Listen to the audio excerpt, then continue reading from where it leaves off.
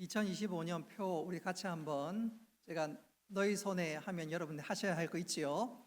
너희 손에 너희 손에 올 한 해 이 은혜 역사를 경험하며 누리는 우리 모두가 되시기를 주님의 이름으로 축복합니다.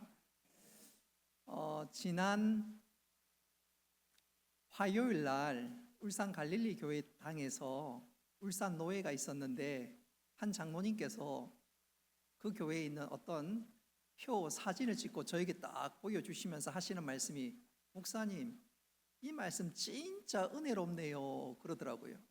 아는 말씀인데 은혜롭다 그러시면서 보여주었는데 내용인즉슨 이랬습니다. 엎드리면 다시 일어섭니다. 엎드리면 다시 일어섭니다. 그 장로님에게 큰 은혜와 도전이 된 것 같은데 오늘 이 시간 한번 따라합시다. 말씀을 들으면 살아납니다. 들으면 삽니다. 오늘 그런 귀한 은혜 시간 되시기를 주님의 이름으로 축복합니다. 지금까지 제가 오병이어의 기적에 관한 말씀을 2번을 전했습니다. 오늘은 3번째 시간인데 지난 시간들을 잠시 한번 복습을 해본다면 첫 시간은 오병이어의 기적의 의미가 무엇인지를 제가 소개했습니다. 2번째 시간은 오병이어의 기적의 의미를 깨닫지 못하고 주님을 떠나간 이들에 대해서 말씀을 전했습니다. 오늘 3번째 시간은 마태복음 14장을 바탕으로 오병이어의 기적을 통해서 예수님께서 제자들에게 기대하는 것이 무엇인지 바로 그것을 전하고자 합니다. 우리가 이것을 주목해야 될 중요한 이유 중에 하나는 우리 역시 주님의 제자로 살아가야 되기 때문에 그렇습니다. 자, 그렇다면 오병이어 기적을 통해서 주님께서 제자들에게 기대한 것은 과연 무엇일까요? 자, 우리가 그것을 잘 알기 위해서 본문으로 한번 들어가 보도록 하겠습니다. 오늘 본문에 보면 어느 날 많은 무리가 예수님에게 찾아왔습니다. 그곳은 빈들이었습니다. 예수님은 그 빈들에서 가르치시고 또 병을 고치시기도 하고 그러던 중 저녁이 되었습니다. 그렇게 저녁이 되자 제자들이 예수님에게 한 말씀을 올리게 되는데 내용인즉슨 주님, 이 무리를 보내소서. 그러자 주님께서는 전혀 다른 말씀을 하시는데, 자, 우리 마태복음 14장 15절 말씀 우리 같이 한번 읽어보겠습니다. 시작. 저녁이 되매 제자들이 나와 이르되 이곳은 빈들이요 때도 이미 저물었으니 우리를 보내어 마을에 들어가 먹을 것을 사 먹게 하소서. 아멘. 제자들이 주님께 고한 내용은 정말로 타당합니다. 시간도 많이 지났고 또 해도 뉘어져가는 저녁 때니까 이제 사람들마다 집에 돌아가고 또 집에 가서 저녁 먹는 것이 타당하지요. 그런데 주님께서는 전혀 엉뚱한 말씀을 하십니다. 우리 16절 말씀 같이 한번 읽어보겠습니다. 시작. 예수께서 이르시되 갈 것 없다 너희가 먹을 것을 주라. 아멘. 예수님께서 하시는 말씀이 너희가 먹을 것을 주라. 여러분, 이 말씀은 제자들로 하여금 절망케 하는 말씀입니다. 첫째는 제자들이 이 많은 무리들에게 먹일 만한 음식을 가지고 있지 않습니다. 혹 음식이 없더라도 돈이 있으면 음식을 사다 줄 수도 있는데 제자들은 그 정도의 여유가 전혀 없습니다. 분명한 것은 예수님은 모르시는 것이 없으시는 전지전능하신 분이십니다. 그러니까 오늘 예수님께서는 제자들이 주머니가 텅 비어 있다는 사실을 아실 뿐더러 지금 이 상황을 누구보다 잘 이해하시는 분이십니다. 근데 주님께서 하시는 말씀이 너희가 먹을 것을 주라. 이 말을 들을 때 제자들의 마음과 또 제자들은 어떤 생각을 하게 될까요? 야, 아무리 주님 말씀이지만 이거 좀 심한 것 아닌가? 그런 마음, 그런 생각 들 수 있지 않겠습니까? 모든 것을 아시는 주님께서 그렇다면 도대체 왜 이런 말씀을 하시는 것일까요? 그 이유는 오병이어 이 사건을 통해서 예수님은 제 아들에게 어떤 특별한 교훈을 주기 원하셨습니다. 다시 말씀드리면 주님께서는 오병이어를 통해서 또 이 광야에서 어떤 특별한 레슨을 제 아들에게 주기를 원했다 그 말입니다. 자, 오늘 우리는 이것을 세 가지로 한번 살피면서 우리 모두가 주님의 마음, 주님의 의도를 잘 깨닫고 주님이 기뻐하시는 믿음의 사람으로 참된 제자로 살아갈 수 있기를 주님의 이름으로 축복합니다. 자, 그렇다면 주님께서 너희가 먹을 것을 주라, 이 말씀에는 주님께서는 제 아들에게 어떤 교훈, 어떤 레슨을 주시는 것일까요? 첫째로 제 아들에게 사명감을 주기 위함이었습니다. 한번 따라합시다. 사명감을 주기 위함이었습니다. 오병이어의 기적이 있기 전에 예수님과 또 제자들은 너무너무 바빠서 식사할 겨를도 없을 정도였습니다. 같은 내용을 담고 있는 마가복음 6장 31절 말씀 우리 같이 한번 읽어보도록 하겠습니다. 시작. 이르시되 너희는 따로 한적한 곳에 가서 잠시 쉬어라 하시니 이는 오고 가는 사람이 많아 음식 먹을 겨를도 없음이라. 아멘. 이래서 예수님과 제자들은 잠시 쉬시고자 빈들로 갔습니다. 근데 이게 웬일입니까? 많은 무리들이 예수님을 쫓아왔습니다. 예수님의 이런 사정 봐주지도 않고 쫓아왔습니다. 자, 이런 상황이 되면 예수님께서 그 많은 무리들에게 혹은 예수님은 제자들을 통해서 이런 말씀을 하실 수도 있지요. 지금은 좀 쉬어야겠습니다. 나중에 다시 오세요. 다시 오세요. 예수님은 지금 너무너무 좀 피곤하니까 좀 나중에 오라, 그렇게 얘기할 수가 있습니다. 그런데 오늘 본문에 보십시오. 예수님은 전혀 그렇게 하지 않았습니다. 오히려 그들을 불쌍히 여기시고 그들을 다 용납해 주셨습니다. 여러분, 이런 행동은 예수님의 마음에, 예수님의 심장에 사명감이 불타올랐기 때문인 줄 믿으시기를 바랍니다. 예수님은 나는 이들을 위해서 세상에 왔다. 아무리 피곤하고 힘들지만 나는 이들을 외면할 수 없다. 주님의 마음에는, 주님의 가슴에는 불타는 사명감이 있었습니다. 자, 그런 측면에서 우리 자신을 한번 좀 돌아봤으면 좋겠습니다. 나는 은혜 받고 이런 주님의 불타는 가슴, 사명감으로 똘똘 뭉쳐 있는가? 아니면 이 사명감이 어느덧 나도 모르게 식은 것이 아닌가? 분명한 것은 우리 모두 주님의 마음과 주님의 가슴과 주님의 가진 이 사명감을 우리 심령에도 동일하게 있어야 될 줄 믿습니다. 그럴 때 놀라운 믿음의 역사가 나타나게 되는 것이지요. 저는 이것을 이렇게 한번 표현해 보고 싶어요. 러셀 크루가 주연한 영화 중에 Master and Commander라는 영화가 있습니다. 러셀 크루가 주인공으로 분했고 그는 영국 배의 선장으로 나왔습니다. 그리고 저 배의 이름은 서프라이즈였습니다. 그가 타고 있는 이 배가 어느 날 프랑스 최신식 함선이랑 일전을 겨룰 순간이 찾아왔습니다. 아무리 봐도 객관적으로 보면 도무지 이길 수가 없어요. 영국 배는 낡고 느릿느릿합니다. 그러나 프랑스 배는 최신식이고 얼마나 기동력 있는 배인지 모릅니다. 누가 봐도 이거는 소위 게임이 될 것 같지가 않습니다. 바로 그 순간이었습니다. 선장이었던 러셀 크루가 모든 성원들에게 이렇게 독려하기 시작했습니다. 영국이 위기에 처했다. 남아있는 이 배가 우리의 조국이다. 우리가 바로 영국이다. 내가 바로 영국이다. 자, 이제 적들을 놀라게 해주러 가자. 이 배의 이름이 서프라이즈호가 아닌가. 그 말에 부하들의 가슴이 뜨거워졌습니다. 그 말에 사기가 충천했습니다. 그 결과 선장을 비롯한 모든 선원이 소위 죽기 살기로 싸웠습니다.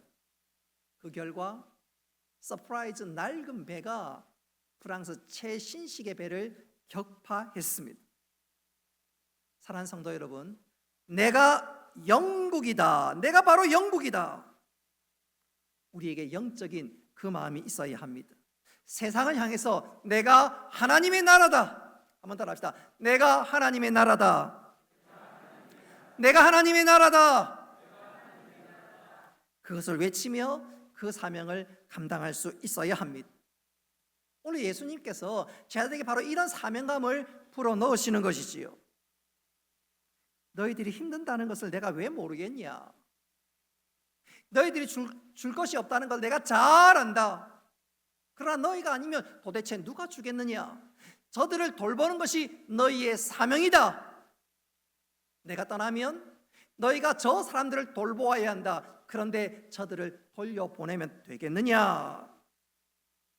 바로 이것이 주님의 기대고 또 제자들에게 심기 원했던 바로 그 사명입니다. 바라는 것은 예수님께서 제자들에게 주셨던 이 사명감, 다시 한번 우리 심령에도 새롭게 박혀서 주님의 기쁨이 되고 주의 뜻을 이루어 나가는 우리 모두가 될 수 있기를 주님의 이름으로 축복합니다. 너희가 먹을 것을 주라. 제자들의 입장에선 도무지 이해할 수 없었지만 여기엔 주님의 특별한 교훈과 레슨이 있었습니다. 자, 그렇다면 두 번째 레슨은 과연 무엇이었을까요? 모든 것을 주님께 맡기는 훈련, 맡김의 레슨을 가르치기 위함이었습니다. 예수님께서 너희가 먹을 것을 주라, 이 말에 제일 먼저 반응한 사람은 제자 가운데 빌립이었습니다. 우리 요한복음 6장 7절 말씀 같이 한번 읽어보겠습니다. 시작. 각 사람으로 조금씩 받게 할지라도 200데나리온의 떡이 부족하리이다. 아멘. 예수님께서 너희 먹을 것을 주라, 그 말을 듣고 제일 먼저 반응한 사람이 빌립인데, 빌립은 주님의 질문에 계산하기에 바빴습니다. 계산하기에 바빴어요. 한 데나리온은 당시 노동자의 하루 일당입니다. 오늘날 하루 일당을 10만 원으로 친다면 200데나리온이면 2천만 원에 해당되는 돈이지요. 지금 그 돈이 있어야, 그 정도의 여유가 있어야 오늘 예수님과 제 아들에게 찾아온 이 많은 무리들에게 음식을 먹일 수가 있습니다. 아니, 돈이 있어도 지금 당장, 그 당시에 무슨 대형마트가 있는 것도 아니고 식당이 있는 것은 더더욱 아니고, 돈이 있다 한들 이 많은 사람들을 먹이는 것은 거의 불가능합니다. 그럼에도 불구하고 주님께서 빌립에게 또 제 아들에게 하시는 말씀이 너희가 먹을 것을 주라. 그 말의 의도는, 주님의 말씀의 의도는 너희들이 그렇게 계산해서는 안 된다는 것입니다. 계산하지 말라는 것입니다. 소위 잔머리 굴리지 말라는 것입니다. 그 순간은 주님을 바라보고 주님을 의탁하는 것이 중요하다, 바로 그것입니다. 그도 그럴 것이, 여러분, 빌립이 계산하기 이전에 그는 주님께서 행하시는 놀라운 기적을 여러 번 친히 목격했습니다. 요한복음 2장에 보면 예수님께서 물로 포도주를 만드는 사건이 나옵니다. 또 요한복음 4장에 보면 예수님께서 병든 신하의 아들을 고치는 사건도 나옵니다.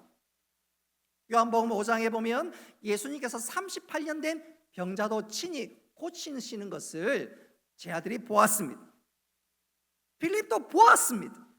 주님의 능력과 주님의 놀라운 은혜를 그는 목격했습니다. 자, 그렇다면 주님께서 너희가 먹을 것을 주라, 이 주님의 말씀 앞에서 진짜 빌립이 해야 될 것은 계산하는 것이 아닙니다. 바로 그 순간 모든 것을 주님께 맡기는 것이 필요합니다. 할렐루야. 주님, 현실이 이렇게 부족합니다.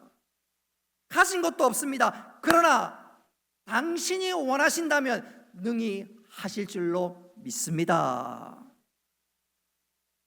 생각해 보면 이 빌립이 어쩌면 우리의 모습인지도 몰라요. 어쩌면 이렇게 빌립이 우리랑 똑같은지요.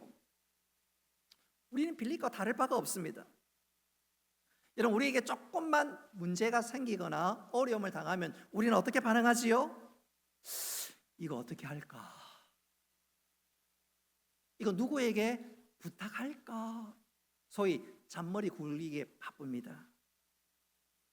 가정의 어려움이나 경제적인 어려움이 좀 찾아오면 누구를 만나고 누구에게 도움을 구할까? 사람을 찾기에 바쁩니다.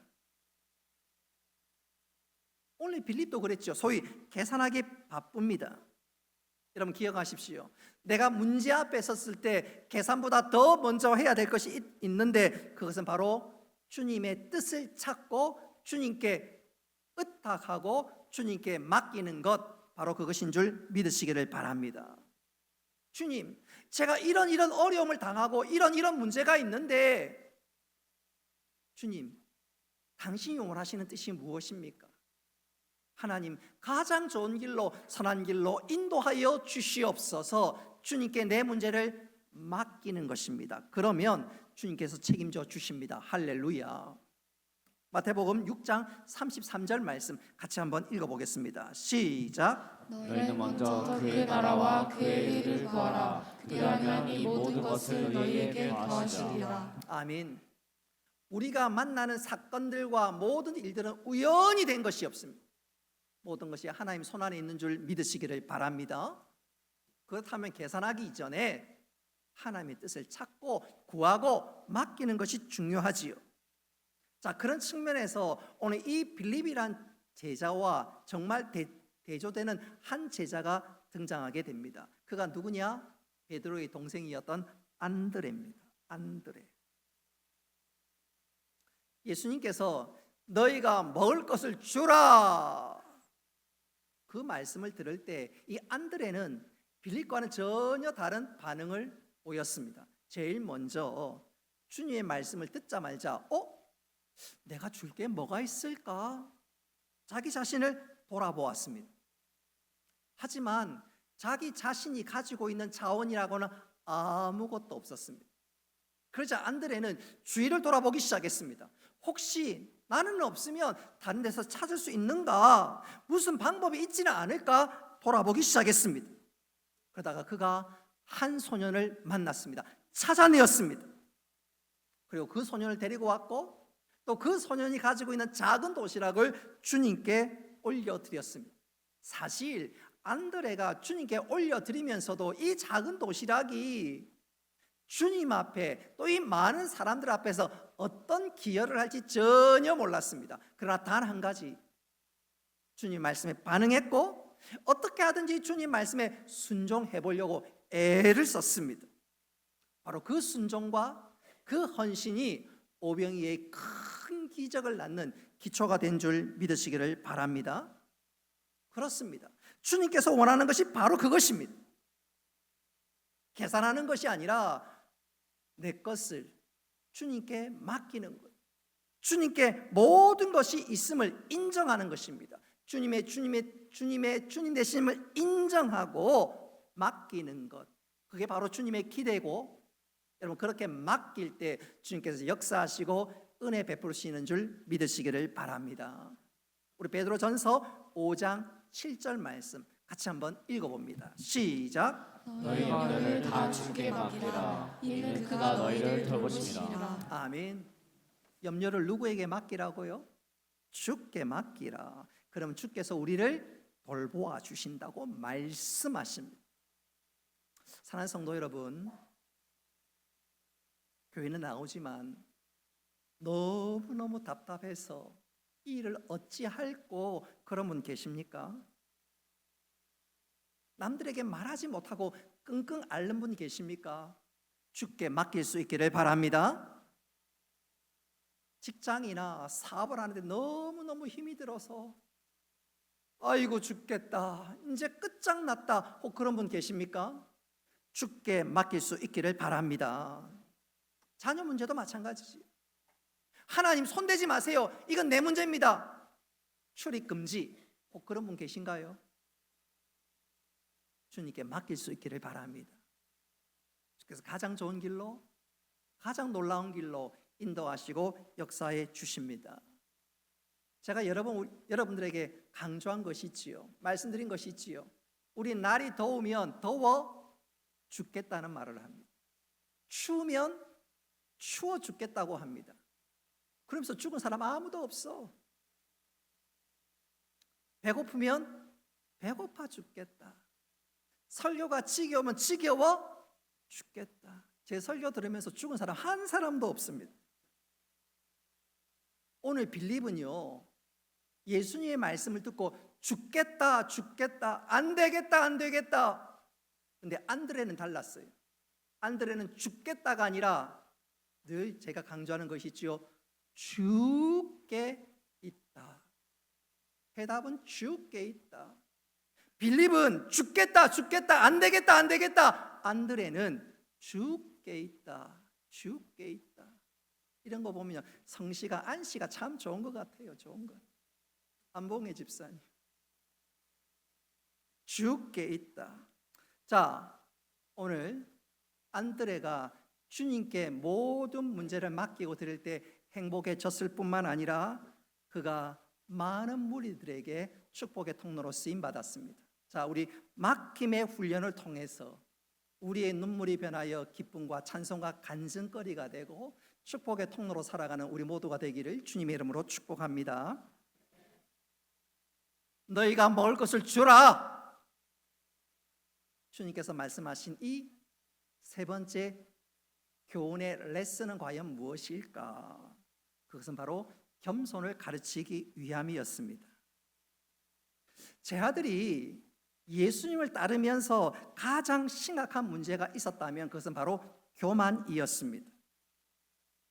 처음에는 예수님 따라 좋았지요, 행복했지요, 감사했지요, 즐거웠지요. 근데 그런 시간이 거듭될수록 제 아들의 마음속에는 나도 모르는 사이에 교만이 스며들기 시작했습니다.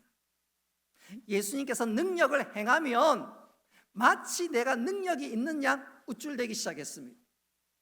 예수님께서 가르치실 때는 마치 내가 다 알고 있는 양 어깨를 들썩거렸습니다. 착각한 것이지요. 실상은 제 아들 전혀 그렇지 않습니다. 대단한 것 같지만 전혀 그렇지 않습니다. 마태복음 17장에 보면 예수님께서 변화산상에서 기도하시면서 당신의 용모가 변화되었습니다. 천국에 계셨던 그 본래의 모습을 베드로 비롯한 몇몇 제자들이 목격했지요. 바로 그때 그 주님을 기다리는 제자들에게, 다른 제자들에게 귀신 들린 아이의 아버지가 찾아왔습니다. 우리 아이 좀 고쳐주시오. 제자들이 아무리 애를 썼지만 고칠 수가 없었습니다. 그들은 무능한 자였습니다. 교만이 있을 수 없을 도무지 무능한 자였습니다. 뿐만 아니라 이들이 얼마나 어리석었냐면 주님께서는 십자가 지러 예루살렘 향해 가는데 제자들의 머릿속에는 누가 더 큰 자냐, 바로 그것이었습니다. 한마디로 그들은 어리석었고 그들의 마음 깊은 곳에서는 교만이 가득했습니다. 그래서 우리 주님께서는 이 제자들의 교만을 깨뜨리는데 많은 애를 쓰셨는데 그 절정이 소위 최후의 만찬에서 예수님께서 제자들의 발을 씻어주는 바로 그 장면입니다. 사실 제자들이 교만하지 않더라면 굳이 그런 일들을 할 필요가 없지요. 죽음을 앞두고 그 중요한 순간에 제자들의 발을 씻었을 정도로 제자들은 착각하고 교만했는데, 자, 우리 주님께서 어떤 모습으로 행하셨는지 요한복음 13장 12절로 15절 말씀 같이 한번 읽어보겠습니다. 시작. 너희가 나를 선생이라 또는 주라 하니 너희 말이 옳도다. 내가 그러하다. 내가 주와 또는 선생이 되어 너희 발을 씻었으니 너희도 서로 발을 씻어주는 것이 옳으니라. 내가 너에게 행한 것 같이 너희도 행하게 하려 하여 오늘 보였노라. 아멘. 지금 제 아들이 교만의 착각의 늪속에 점점 빠져가고 있는데 주님께서 그것을 지금 완전히 깨뜨리고 있는 것이지요. 오늘 본문 역시 마찬가지입니다. 예수님은 한 어린 소년을 통해서 겸손의 레슨을 하고 계시는 것입니다. 한번 생각해 보십시오. 이 아이를 한번 생각해 보십시오. 안드레의 손에 이끌려서 보리떡 5개와 물고기 2마리를 가지고 온 이 아이는 어떤 면에서 작고 초라한 아이였습니다. 별로 보잘것없는 아이였습니다. 어떻게 알 수 있느냐? 도시락을 보면 알 수 있습니다. 적어도 40대 이상은 초, 중, 고등학교 시절에 도시락 싸들고 다녀보셨지요? 경험들 다 있지요? 그때 도시락을 펼 때 반찬을 보면 그 집의 경제적 수준을 압니다. 그렇지 않습니까? 허구한 날 김치만 싸들고 깍두기만 싸오면 아, 이거 별거 없구나. 근데 진짜 별거 없는 줄 알았는데 저 도시락 밑에 계란이 숨겨져 있으면 아, 조금 살구나, 그렇지요. 혹이라도 무슨 장조림 반찬 사오거나 무슨 소세지라도 하나 사오면 그 다음 날부터 야, 나랑 친구하자. 그렇지 않습니까? 도시락을 보면 그 집의 수준 혹은 그 집의 경제 형편을 훤히 알 수 있지요. 자, 그런 측면에서 이 아이가 들고 온 도시락 사실은 형편없습니다. 보리떡? 형편없는 거예요. 당시의 보리떡은 자기가 먹기도 하지만 그것을요 짐승에도 던져줄 형편없는 음식입니다. 형편없는 음식입니다. 한번 여쭤보겠습니다. 여러분 지금 집에서 한우, 툭불 한우 굽고 있으면 그 애완견에게 던져줄 수 있나요? 저는 죽어도 못합니다. 제 입에 털어넣지 걔한테는 안 줘요. 줄 수도 없어요. 얼마짜린데? 혹시 여러분 대게 랍스터 먹고 있으면 그거 애완 고양이한테 줄 수 있나요? 줄 수 없지요. 고양이 물어가면 입을 털어서도 빼앗아 먹지. 줄 수 없어요. 줄 수 없어요. 여러분 물고기도 마찬가지입니다. 물고기. 여러분 이 물고기도 저는 그러진 않습니다. 비웃지 마세요. 물고기도 마찬가지입니다. 이 당시에 물고기는 작은 물고기입니다. 작은 물고기. 그러다 보니까 어부가 잡아서 아, 이건 돈이 안 되겠다 싶으면 버리는 경우들이 있는데 이 아이가 가지고 온 물고기가 바로 이런 물고기입니다. 소금에 절여서 아마 가지고 오지 않았을까 추측이 되는데, 자, 이거 번호라면 이 아이가 가지고 온 도시락은 정말 작고 미미하고 초라한 도시락이라고 볼 수 있습니다. 그러니까 이 아이 집안도 별로 넉넉한 집안은 아닙니다.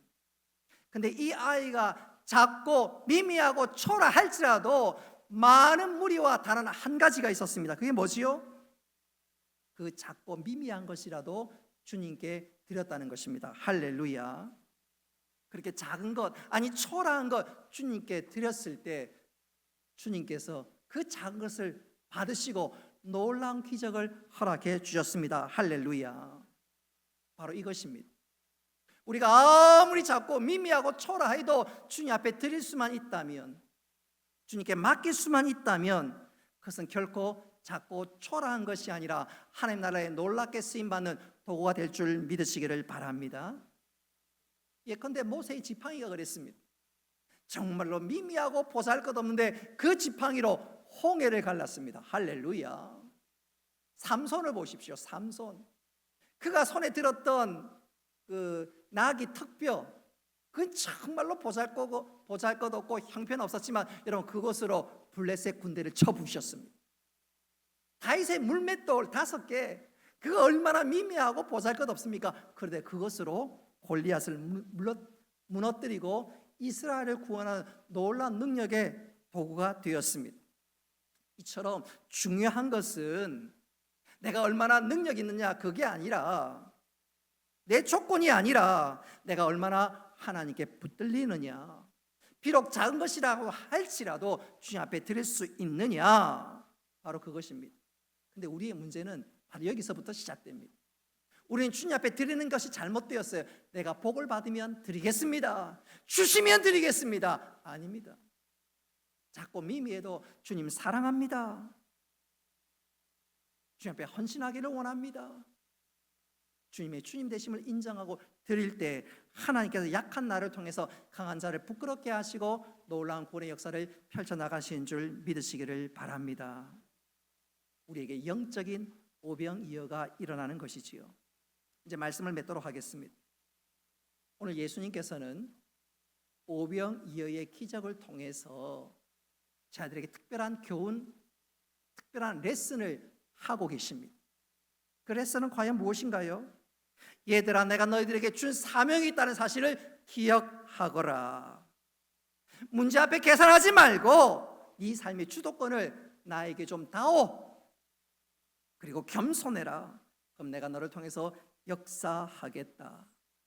여러분, 이 세 가지가 다시 한번 우리 마음의 신비에 새겨져 주님을 향해서는 참된 제자로, 세상을 향해서는 축복의 통로로 살아가는 우리 모두가 되시기를 주님의 이름으로 축복합니다.